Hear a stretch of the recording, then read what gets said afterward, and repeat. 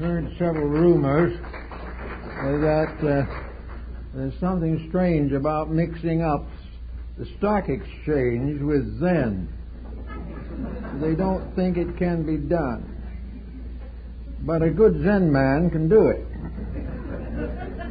In the first place, Zen is a form of Buddhism which more or less simplified the entire teaching with almost no emphasis upon philosophy and a tremendous emphasis upon action, or we might say a cultivated inaction.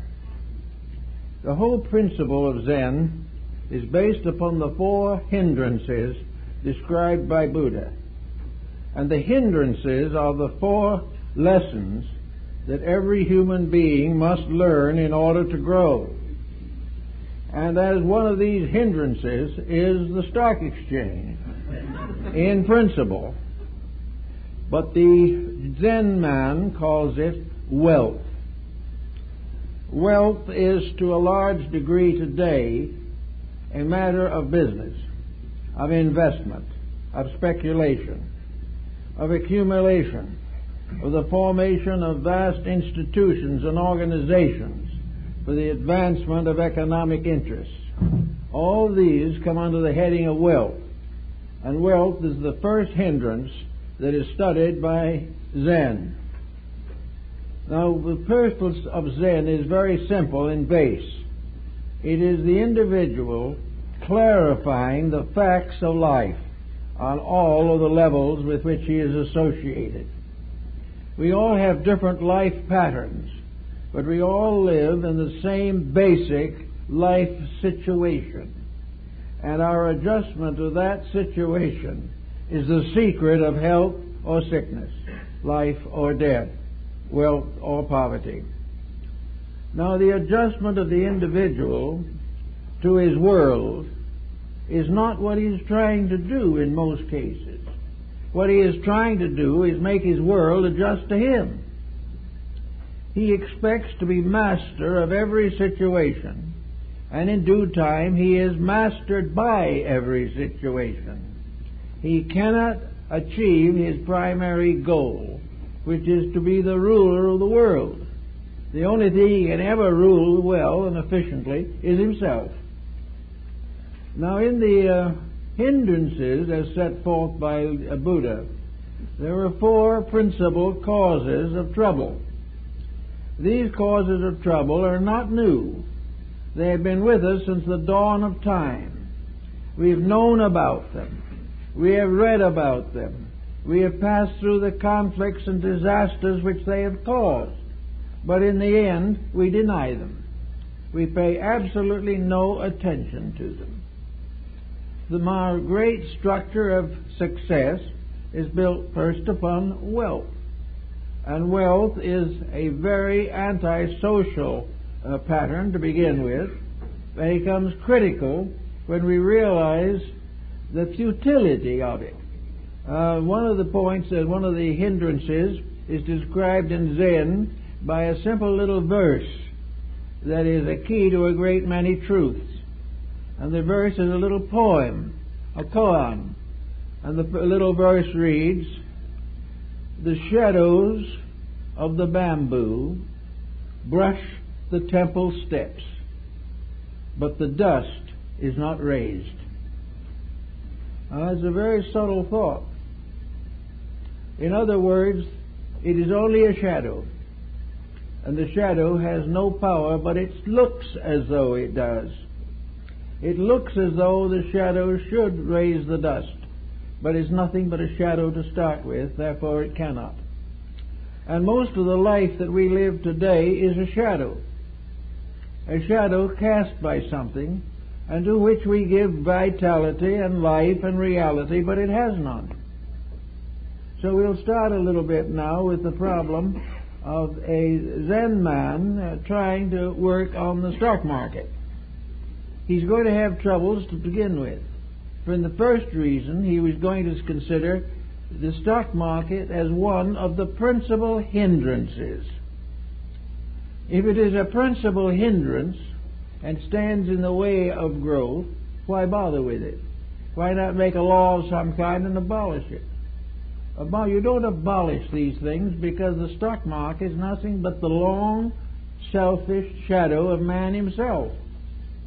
It is the way man wanted it to be, but it never could be. And as a result, from the beginning of time, most of the miseries of mankind have been based in wealth.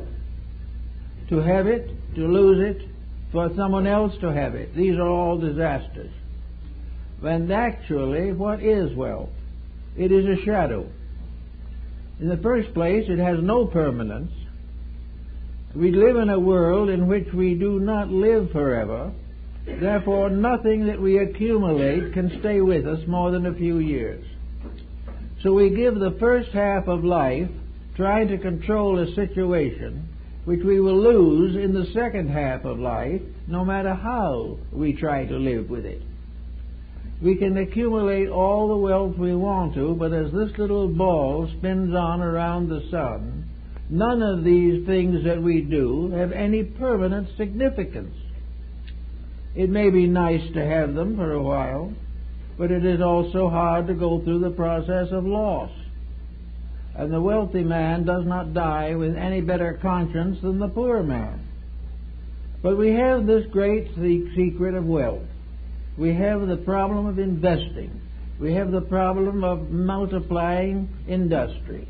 And from a button tree on the south end of Manhattan, we developed a great institution that now follows the time signals around the world, and 90% of humanity is hopelessly enslaved to some aspect of this system. The only ones that are free of it are the unfortunate aborigines who are luckier than they know. But here we have a world that is locked within a problem of buying and selling, a problem of shifting about, a problem of all forms of bookkeeping, all forms of taxes, and all kinds of stock investments and investors and agencies for handling these things. And when it is all done, we have something like we had a few months ago, a minor shift in the financial situation that shook the world to its foundations. And to have as the foundation of security something that can evaporate that quickly indicates that we're not very wise in setting our institutions in order. We are not using the proper wisdom. Now, in the Zen man was in this position, the first thing he would do is to say, you're not born a broker or an investor. You're not even born a Zen man. You are born a person gullible to many things, insecure for the greater part of life, and living in a mild state of fear most of the time. So if you're going to be a Zen man or a stockbroker, there's certain disciplines you have to have. And the stockbroker doesn't have them, not a trace of them. A few agents may have a little of it because they are playing only with other people's funds. But for the most part, those who are handling the money situation believe in money. They believe firmly that money is important. And they believe that if it drops in New York, it will fall in Tokyo, and will gradually go around until it drops another degree in New York. It is one constant circle in which the lifeblood of a cultural system is invested in wealth.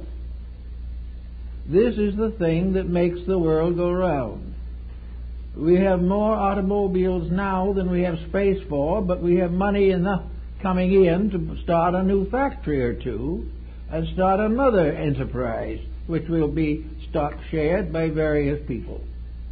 We have more of nearly everything that we do not need.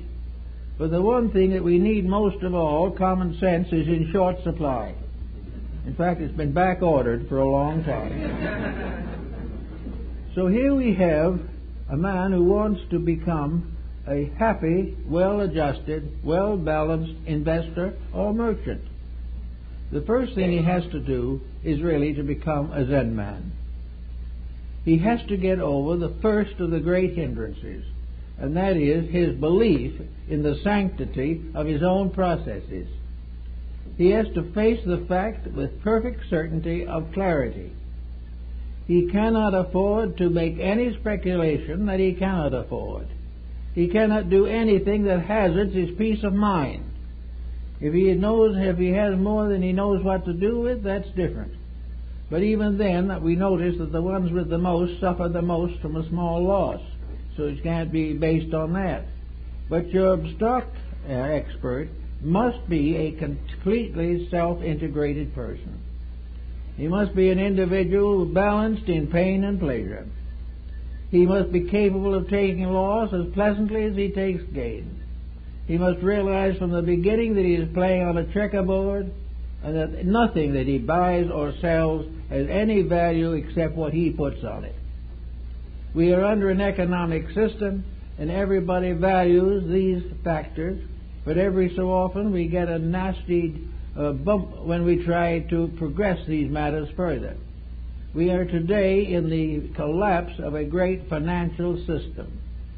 We are in it because nobody had any background in Zen. All right, what is the necessary background in Zen? Zen was established within Buddhism by an East Indian prince from the state of Cochin, who went to China when it became obvious he had too many older brothers to ever amount to anything politically in his own country. He became a monk and has been known over the world as Bodhidharma. In Japan, it's Aruma. He is represented usually as a round, like an egg-shaped figure, wrapped up in a red robe all the way up, and nothing showing but his face, which has large eyes and a grimace. This is old Aruma. In the toy department, you will find him in this little paper mache egg that he is made in. Usually has weights in the bottom so that you can't tip it over. And that was one of the principles of Zen, that you can't tip it over. No matter what happens, it comes back the way it ought to be. So this monk became the founder of a system of self-discipline that was to greatly affect most of the world. It has come down to us in many different forms, shapes, and sizes, but the original principle is the immutability of internal poise and control. As the first of the hindrances, the hindrance of wealth must be analyzed. The individual who invests must realize exactly what he is doing. He must realize that no matter how much he makes, he is not making anything. The same of his losses. He is shifting about an intangible sense of value that is violated every day and offers infinite opportunity for corruption. He is caught in a financial pattern based upon the single thought that wealth is important. Wealth is freedom. Wealth is a liberation from all forms of pressure, when in reality, wealth is the cause of most of the pressures that we suffer from. Having decided to become a Zen man in this matter, the investor must look upon his investment as a kind of symbol, something that he should learn from. And the big lesson he is supposed to learn from the whole thing is, don't do it. But it takes years and many collapses of empire to realize that the world's civilization cannot be built upon wealth. We have regarded as wealth as the most desirable, the one permanent, worthwhile thing, but it is not. There has never been a civilization that has survived the abuse of it. There's never any indication that a world is better from the creation of wealth. It is more complicated, and we can see that today. We have all these nations struggling against each other, revolutions inside, outside conflicts, political ups and downs everywhere, armed forces using up vast amounts of public funds, and no peace in sight. And the whole problem is based upon the first hindrance, which is wealth, and the second hindrance, which is power or fame. The individual who can be a leader of something, who can be made dog catcher of the community, has a new estimation of himself. There is an aura of grandeur that builds up around the public servant, no matter how inept he may be as a person or how unnecessary he may be as an official. He is on his way to glory. I've known 2 or 3 rabid socialists who got appointed to some small office and became almost immediately very dominant believers in the monetary system. All it took was a little job, and you became part of a great thing. And this in itself brought with it a note of greatness. So the wealth-power combination are the first 2 hindrances. They both hinder the power of the individual to think straight. They make us all accept the misfortunes of the past as inevitable, and that to project them into the future is also inevitable. With all the talk that we hear all the time, there is no actual getting at the root of it. There is no real cure. There are only 2 processes, and one is to delay the inevitable, and the other is to modify it to some small degree and shift the weight onto something else. But there is no solution. You cannot solve a problem that has no solution except the abolishment of itself. Now, you cannot abolish it because you would have 50 revolutions in no time. So the Zen man simply says there's only one way of getting rid of it, and that is outgrow it yourself. There's no other way. There's a story in China of a great mandarin who, being very wealthy and in favor at court, bought a beautiful villa and a lovely garden and settled down to enjoy the glories and beauties of life. Not long afterwards, a wealthy industrialist who was not of the favored class also came into money through business and decided to buy the next property, the property right adjacent to that of the mandarin. When he got the property, maybe it was, we won't know for sure, but maybe it was the lion paste or salve. Oh, tiger balm. Maybe it was the tiger balm man that did it. But anyway, he got this villa next door, and he proceeded to lay it out so badly and so extravagantly that the Chinese cultured man next door was going into fits. He couldn't stand it. Every time he looked out of the window, he was antagonized. He was disappointed. He tried to buy the other property, but the man who had it said he'd put so much money into his beautiful garden he wouldn't sell it. So there was no peace there. And the aristocrat would just look out the window and wish something could be done about it. Finally, a Zen man, who was his friend, came to him and said, "What's the matter?" Oh, he says, "This man's garden next door is driving me crazy. What can I do about it?" Oh, the man said, "It's a very simple thing to do. You don't have to buy it out. You don't have to do anything." Well, he says, "What do you mean?" So the Zen man got up, looked out the window, turned to the rich man, and pulled the shutter across. And he says, "You're cured. You don't have to see it anymore." And that is somewhat the way Zen handles this type of thing. It handles it in a way in which no great surface is moved, but the individual's relationship with the things around him is markedly changed. Next, the point is that our hindrance is always a lesson. A hindrance is always an examination. It is a way of testing the integrities and values of things. And the 4 great hindrances of Buddhism are tests of your own character to prove whether you are strong enough to graduate from the grammar school which we call modern life. If we want to escape it, we have to outgrow it. There's no way of eluding the responsibility of personal growth. Therefore, if wealth is a problem, as it is in the world today, and there's no nation free of it, and there's no nation enjoying it. It used to be that the rich family lived on the hillside with a beautiful home, and everyone was just jealous of them. Today, the rich family is just as badly off as the poor family. There's something wrong. Maybe the money has spoiled the whole family. But whatever it is, nothing is right. And it is all wrong because of emphasis. Because we are not using these different instruments to advance our integrities, we're using them to cater to our desires. And there's a great deal of difference between those 2 points of view. So, the Zen man would point out that wealth is probably the basic problem today in the world. Almost everything, to a degree at least, is dependent upon the monetary system. The monetary system is used not only to forward purposes, but to buy various forms of delinquency.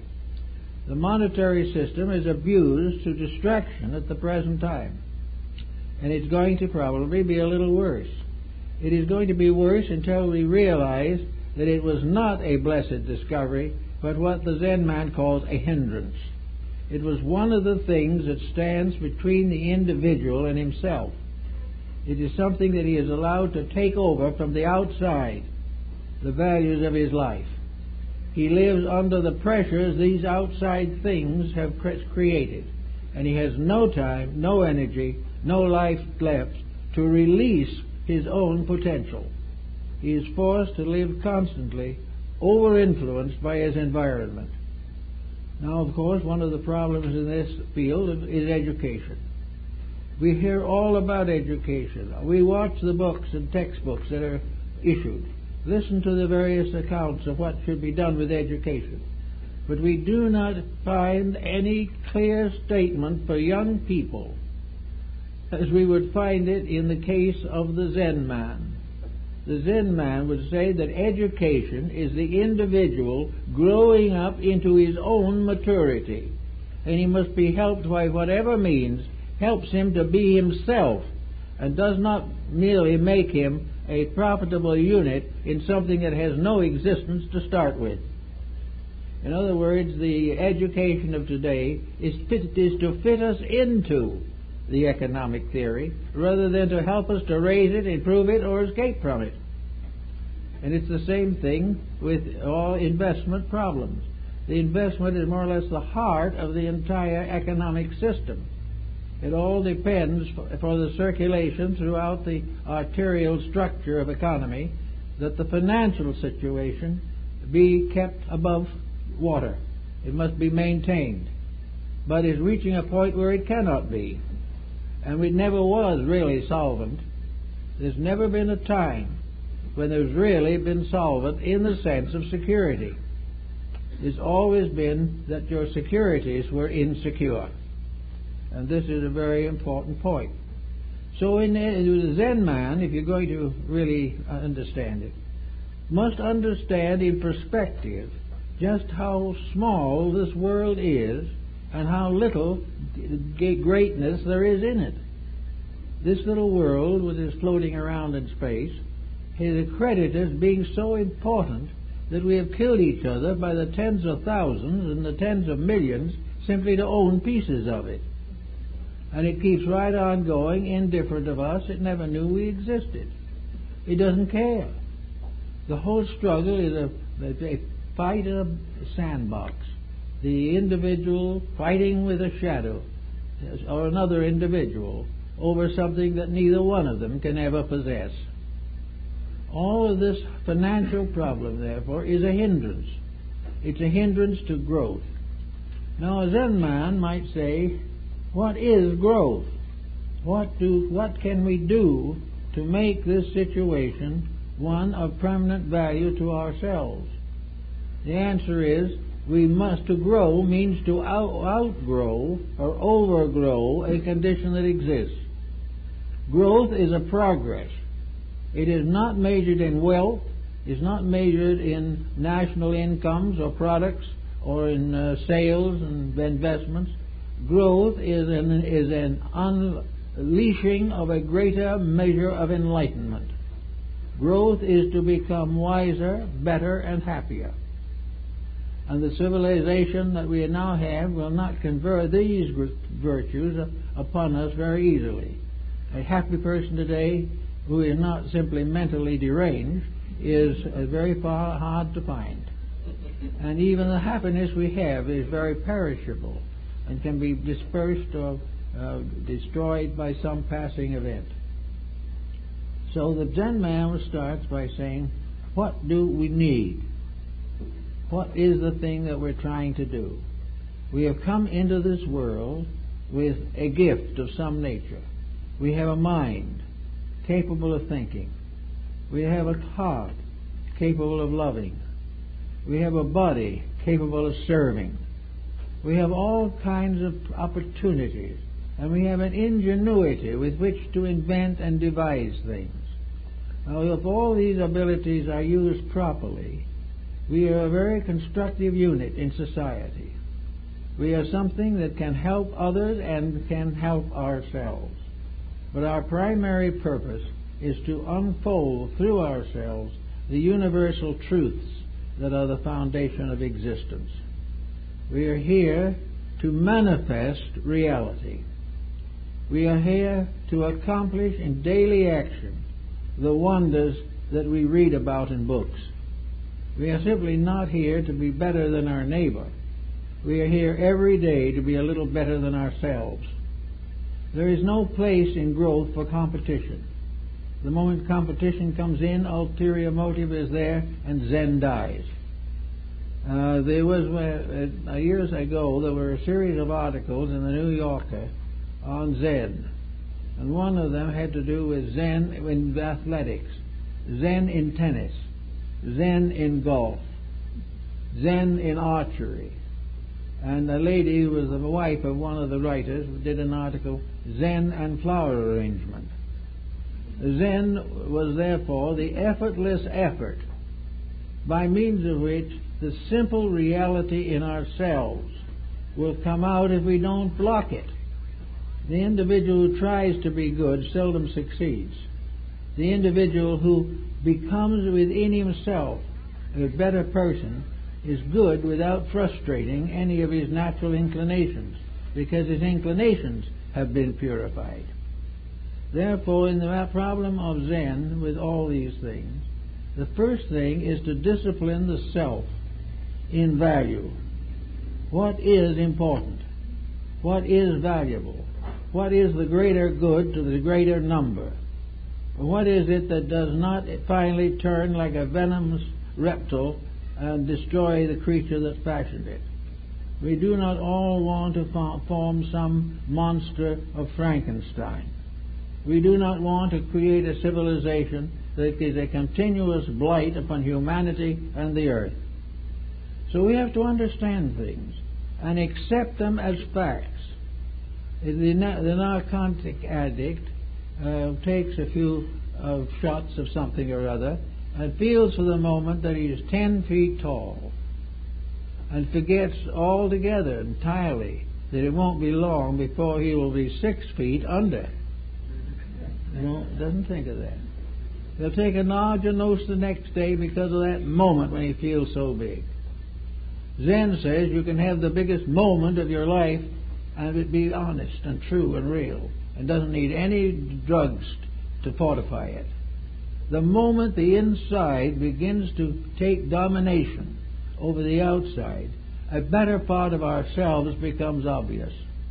We have within our own nature the power to accomplish any reform that is necessary upon ourselves. We can gain any skill that we wish to of ourselves. We can have just the kind of an environment we want if we create it ourselves and preserve it. So that everything that is good is available, but it is blocked by the hindrances. It is blocked by the individual who cannot be happy unless he is a billionaire. It is blocked by the idea that he must be wealthy, that he must have summer homes, and that he must dissipate in various ways danger itself. All of this is based upon the fact that to have is to be happy. The Zen man would then suggest that you try to find this happy, wealthy man. And you will find that he is burdened with all the problems that life can possibly bestow upon him. There's a story in the Muslim world about the great emperor who was told by his soothsayer that he was dangerously ill, and the only thing that could cure him would be if he could wear for one day the shirt of a happy man. So they sent the couriers all over the world to find the happy man so they could bring the shirt to the emperor. And finally one of the emperor's servants came back to him and said, "Sire, I don't know what we're going to do. We have found your happy man, but he doesn't have a shirt." That is good Zen. It is based upon the simple concept that the integrities of life are the only things that survive. The human being is part of something bigger only when he consciously becomes part of something bigger. He's a little being on this earth with a stock exchange, but this has little or nothing to do with his citizenship in the universe. The Zen man is looking to be a citizen of the universe, a good citizen in right standing. He must be correct. He must have the enlightenment. So he goes to discipline. Now, the Aruma, who was the founder of it all, in this particular case, has left some very interesting examples and recommendations as to what will help the individual to gain this detachment. And the first thing that Aruma pointed out is that you cannot be deluded, miserable, and mistaken unless you are ignorant. And any form of knowledge which does not help you to overcome the hindrances in yourself is not knowledge. It is some kind of a mistake that is masquerading under credentials, but it is not honest. No form of learning that does not help you to overcome your own faults as they are in society is really educating you. It is giving you a Siwash polish. It is making possible for you to go out and cheat somebody else. But this has nothing to do with becoming a better person. Education has not emphasized that the true human being is one who can live with himself without breaking the laws of nature or without destroying the happiness of others. This type of knowledge we don't have. We can go perhaps and put another shuttle on the moon or something and become very excited about it. And the same day this happens, somebody drops a bomb somewhere.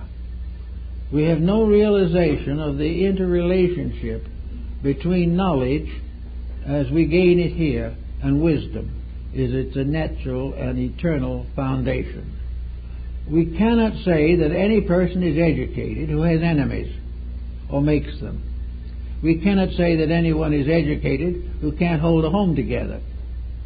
We cannot say anyone is educated who doesn't keep the reasonable laws of human courtesy. The drunk driver on the freeway may be a graduate of a great university, but he is completely uneducated. Education is to become aware of the realities. And when we apply this to the stock exchange, we have to say we have to become aware of the motivations, of the values, principles, and technical processes by which this institution is maintained. And if we do this, we will begin to discern day by day more and more of the illusion that has been taken to mean success. We will become more and more aware that in that problem we are not only in great danger of physical, financial loss, but even greater danger of moral and spiritual loss. The individual who has his mind all his life on stocks and bonds is not getting very far in the release of the divine potential within himself. The nature that set us up in the first place would have given us a built-in computer or something if we were supposed to have it. But we're not. We're supposed to grow and release through experience, dedication, insight, and thoughtfulness the values of the natural world we live in. We are here to understand the planet, not destroy it. We are here to use its various values, not abuse them. We are not here to make the planet into a dead body by draining out every bit of life that is in it. We were given a beautiful planet to live on, and we were given the keys and the knowledge of how to take care of it. Therefore, it's up to us to do it. And that's what we're not doing at the present time. We are allowing these atomic wastes and things to accumulate with the full knowledge that someday those accumulations are going to break through. Our only hope seems to be they won't break through on us, but they're going to be faced by our children and their children. We are simply not recognizing that there is an overall philosophy of life that must be obeyed. We are not using the knowledge that is naturally available to us. And one of the great reasons why we condone wealth and condone these things is because we believe in the concept of power. We believe that the powerful person is a success. We can't prove that he lasts any longer than anybody else, but we feel that it is a great success to be a page and a half in the encyclopedia. That means you've really done it. But when it comes to putting you away, you're just exactly like everyone else. The path of glory leads but to the grave. And why then make such a problem out of glory? Every one of the things that is getting us into trouble gets us there because we believe in it, because we have been deluded into accepting it, that we have mistaken one value for something that was not valuable. All these things are part of what we must face in the years that lie ahead. We must face the problem of distinction. Now, at the present moment, we have a great example of fame going sour on us. We have an example now of what happens to a reputation that runs for politics. Everything that we do, everything that we try to earn, turns upon us, and every ordinary mistake we make is magnified, and our virtues are forgotten in this comparative structure that we call civilization. We are not in the world to be famous, and no one's life is that famous if we get close enough to it. It is only famous until a snoopy reporter finds out. Then it isn't famous anymore. But why do we work, therefore, so hard to push our way into some public position with a full realization that a good Zen man wouldn't be found dead there?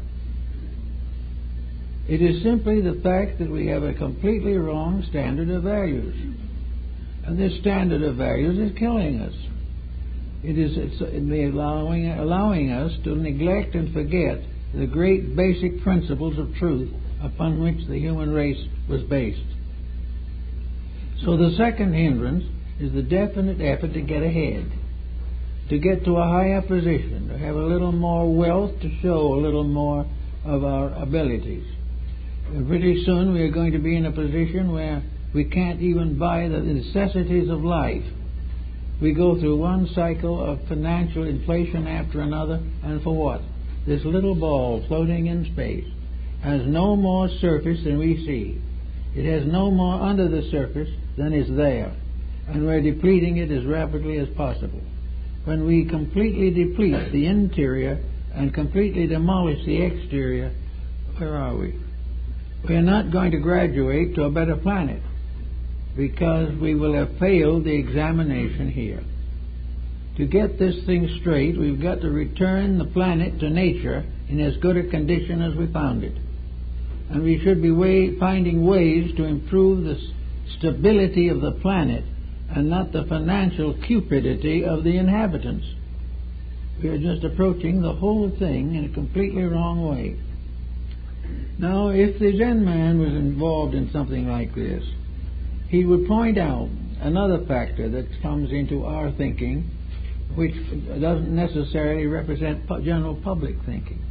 If we are, as Socrates said, if we are to live beyond the grave, if some part of us goes on, then we may have to face the answers to a great many questions. He did not believe in damnation, but he believed that the individual might have to discover how ignorant he had been, which would be a great shock to him, especially his ego. Or on the other hand, is he going down to a silence and will never be heard of or seen or thought of again? Is he a mortal creature with nothing beyond the grave? With either perspective, I think Socrates is more or less correct. If you do not have any life beyond this one, live this one as well and fully as you can. If there is a life beyond this one, if there is something afterwards, then prepare for that by revealing the very best of your nature and turning this world into a school where you learn something every day. We are here to learn, not luxuriate, and we've lost sight of those valuable points. Then we also have another point, another hindrance, and that hindrance is a problem that we call vice. Hindrance is largely a matter of providing the funds to allow the individual to dissipate in any manner possible without being able to be properly punished. He will buy his exemption from the natural consequences of his own conduct. This is available to us in every newspaper today. It is present in our attitude towards entertainment, towards literature, towards art, towards music. Everything shows a complete disregard for the very plan that produced us. Here we are, very complicated creatures. The human body is one of the greatest mysteries of all time. Whatever it was that created it, fashioned it, or put it together was a genius beyond anything we can even conceive. Here we are in the presence of an absolute miracle. And then we turn around and feed it with heroin and cocaine. We have not thought about the values of anything. We want to have that feeling of superiority. We want to spend more. We want to have more vices and more moral delinquencies than anybody else. This is great. But what does it amount to? Nothing. Now, it seems to me that one of the problems we're facing now in the shift into another century is that we cannot go on as we have. We cannot keep on with this process of constantly breaking every rule in a desperate effort to be happy. We cannot go on destroying our earth right out from under us. We cannot continue to abide by simple selfishness. We've got to find ways of doing things right, doing things with discipline and order. Now, one way, of course, is ordinary education.